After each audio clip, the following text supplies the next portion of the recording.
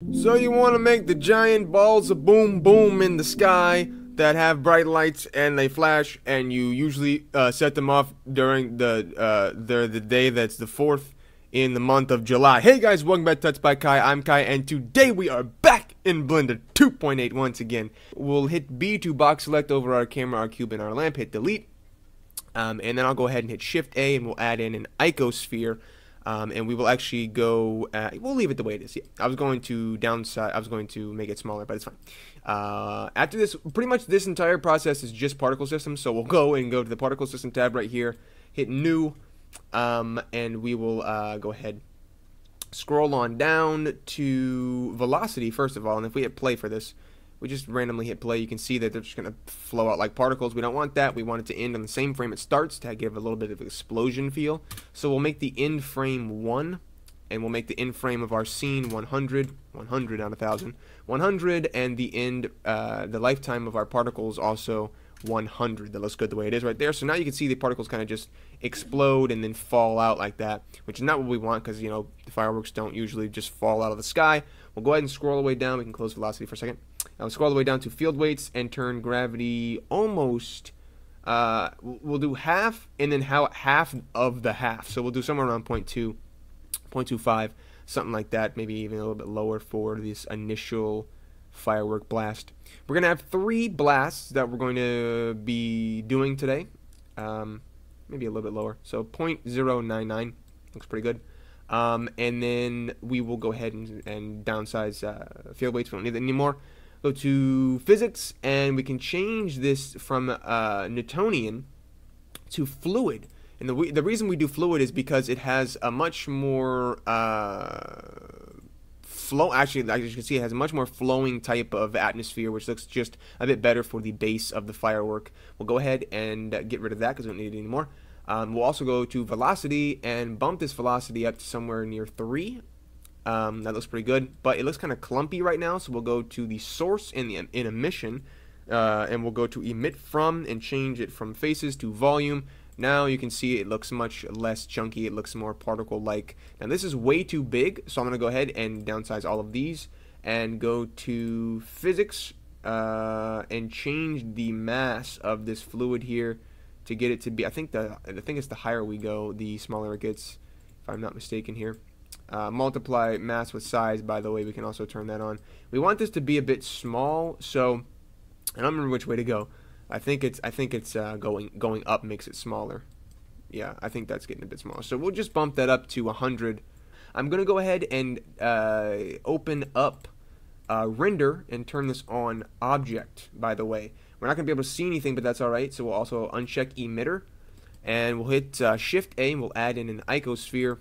And now we can go to this little box down here, upsize that, and change the subdivisions to 1. Hit G to move our icosphere over here. We can stop this from playing. Hit G to move our icosphere far away. And then we'll hit Shift D, and then Shift D once again. Which is, now we have 3 different icospheres. These are going to be our particles for our actual fireworks themselves. We'll go to the material tab and downsize this. Hit material. Give that one of the materials. We'll select the second one, new.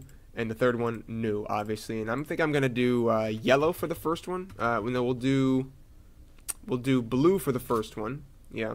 And then we'll do like pink for the second one, I guess. And then we'll do yellow like I had for the other one, for the big explosion, I guess. We'll just do the same colors since those look good together. Anyway, so we'll go ahead and change the blue to an actual blue color, obviously.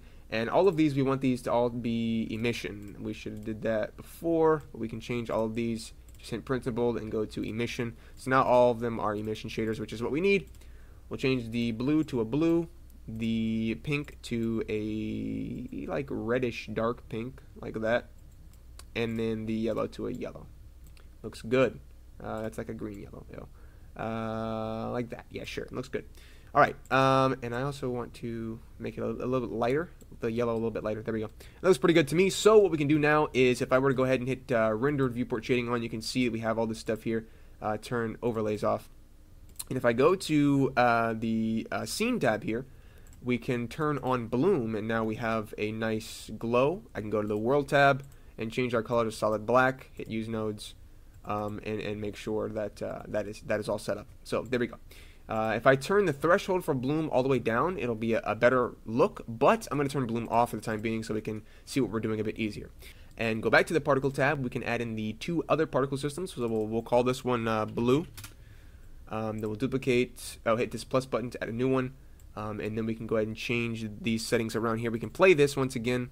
So our second particle system here, we can change all of this. We can go to render, change to object, make sure that object is icosphere number 2. So now we have that all looking good. Our lifetime will also be 1. Our in frame will also be 1, and our lifetime will be 100, and our lifetime randomness will also be 1. So that looks good so far. We can go ahead and take a look at both of these together by pausing this.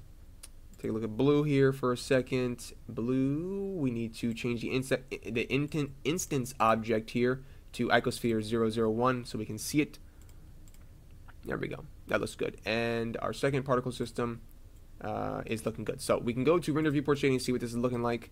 Turn overlays off so we can see the colors, which looks nice. The blue is nice, but the pink is not ready at all yet. So we can go ahead and fix this up by going to velocity, changing it to somewhere around like 10-ish. I think the blue is too big. It's fading out too big. So what we'll do is we will go ahead and turn the velocity down.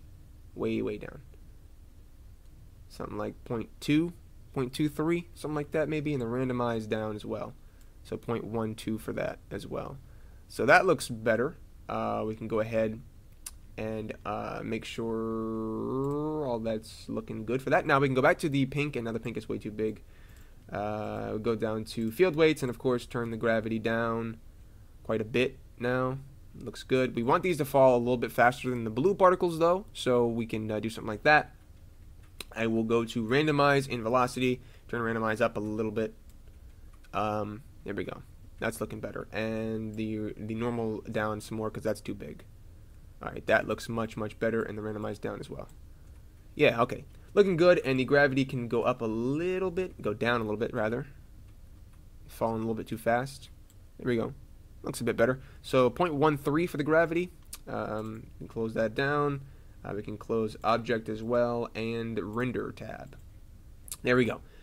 So now that we have that all set up, I kind of want to go ahead and make sure our damp is up. Our drag and damp is up. So under physics forces, I want to turn Brownian, however you say it. I want to turn it up a little bit so we have a little bit of that floaty kind of wiggle that they kind of get, which is nice. And we'll turn drag up a little bit. Those 2 base explosions going on now for the final third explosion that really sets this thing off. We'll hit this plus button again, and then yellow we will put on 5,000, which is going to be kind of a lot, but that's fine. We'll go ahead and go down to render and make sure this is not on halo, make sure it's on object, and then of course go to object, change the instance object to 3, and now we have the yellow, which is just pouring out like a water fountain, which is not what we need. So once again, in frame 1, lifetime 100, 100, there we go, and lifetime randomness all the way up to 1. Now I think 5,000 might be a bit too much, so we'll go ahead and we'll do 2,000 instead of 5,000. That looks much better so far. Anyway, we'll go down to field weights, turn gravity almost pretty much all the way off. I want this one to go out straight almost pretty much, and the pink is still going down a bit too far, so we'll turn the gravity down for the pink and for the blue. Turn the velocity way up, maybe to 3 or so. I don't want these to look like they're falling together, like the pink and the yellow and the blue. I want them all to fall separately, so we'll go ahead and see if we can do something like that. Yeah, that looks pretty good. Source, yeah, we need to change the sources from face to volume.